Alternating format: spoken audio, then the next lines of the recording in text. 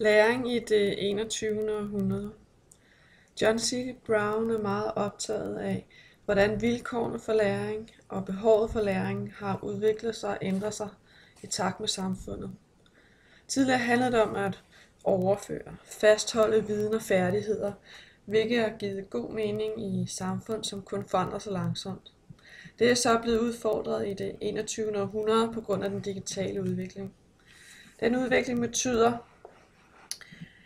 at eksperternes monopol på viden er blevet decentraliseret, og at viden nu produceres, deles og konstant forandres gennem globale virtuelle netværk i et meget hurtigt tempo.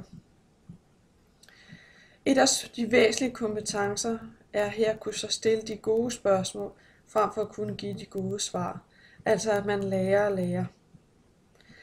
For at kunne stille de gode spørgsmål, mener C. Brown, at der kræves en evne til fantasi at kunne forestille sig. Det betyder så, at det ikke længere kun er tilstrækkeligt at kunne vide og kunne skabe, gøre, men også at kunne lege.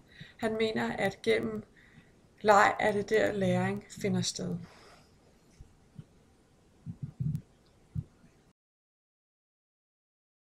Lad os til slut se på de sociale og arbejdsmæssige kompetencer, som The Big Shift medfører. I dette billede af en traditionel salgsorganisation rapporterer de 4 sælgere ind til chefen i midten.